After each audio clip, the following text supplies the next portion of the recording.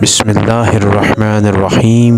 حضرت امام زین العابدین علیہ السلام رسول اللہ صلی اللہ علیہ وآلہ وسلم کے چوتھے جانشین ہیں۔ آپ کی آمد 5 شعبان 38 ہجری کو مدینہ منورہ میں ہوئی۔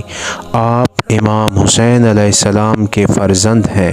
آپ کی والدہ ماجدہ کا نام بی بی شہر بانو ہے۔ آپ کا نام علی کنیت ابو محمد ابو الحسن ابو القاسم ہے۔ آپ کے بے شمار القابات ہیں، جن میں زین العابدین، سید الساجدین، سجاد اور عابد مشہور ہیں۔ آپ واقعہ کربلا میں شدید بیمار تھے۔ 10 محرم آئی، تمام امام حسین علیہ السلام کے جانثار شہید ہو گئے۔ علی اکبر کو برچھی لگ چکی، مولا غازی عباس کے بازو کٹ چکے، قاسم کا لاشا پامال ہو چکا، اصغر کو تیر لگ چکا۔ امام حسین علیہ السلام کو شمر ملعون نے شہید کر دیا۔ پھر شام غریب آ گئی، یزیدی فوج نے خیمے جلا دیے، بیبیاں اور بچے خیموں سے باہر آ گئے۔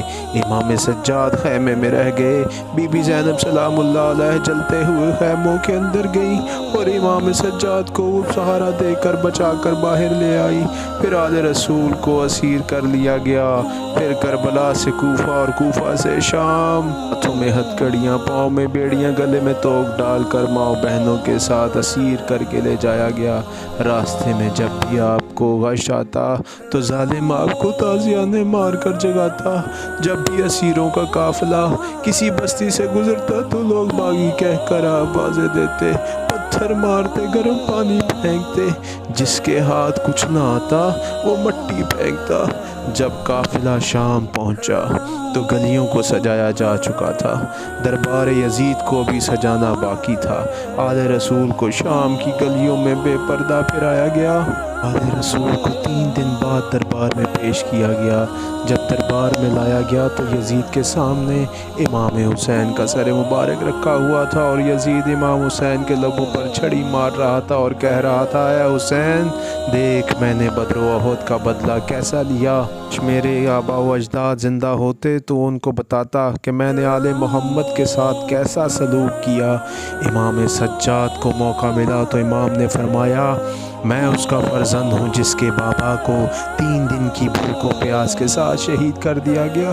میں وہ بیٹا ہوں جس کی پھوپھیوں کو بے پردہ پھرایا گیا۔ درباری رونے لگے۔ یزید کے مشیر نے اس سے کہا کہ اگر سجاد نے خطبہ بند نہ کیا تو بغاوت ہو جائے گی۔ یزید نے فوراً حکم دیا کہ اذانیں دو۔ جیسے ہی اذانوں کی آواز شروع ہوئی تو امام سجاد علیہ السلام نے فرمایا، یہ کلمہ کس کا ہے؟ یہ کلمہ کس نے سکھایا، تیرے نانا نے یا میرے نانا نے؟ یہ کلمے میں نام کس کا ہے، تیرے نانا کا یا میرے نانا کا؟ اذان میں جس محمد کا نام ہے لے رہے ہو، یہ اسی محمد کی نواسیاں ہیں جن کو اسیر کر کے تم لائے ہو۔ دربار میں بغاوت شروع ہو گئی۔ سب رونے لگے اور یزید کو عجیب نظروں سے دیکھنے لگے۔ یزید پلیت نے فوراً حکم دیا کہ ان کو قید خانے میں ڈال دیا جائے۔ آل رسول کو قید کر لیا گیا۔ یزید پلیت نے 2 سال 6 ماہ تک آل رسول کو قید کیا ہوا تھا۔ جب بغاوت حد سے زیادہ بڑھنے لگی تو یزید پلیت کے مشیروں نے کہا کہ تجھے جو کرنا تھا تو نے کر لیا، اب اور آل رسول کو قید کر کے لوگوں کے لیے اپنی نفرتیں کو کیوں بڑھاتا ہے؟ ان کو آزاد کر دو تاکہ لوگوں کا غصہ کم ہو جائے۔ بس آل رسول کو آزاد کر دیا گیا۔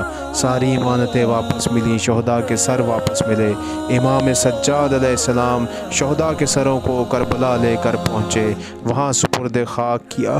پھر مدینہ گئے اور سب سے پہلے اپنے نانا کی قبر مبارک پر پہنچے اور خوب گریہ کیا۔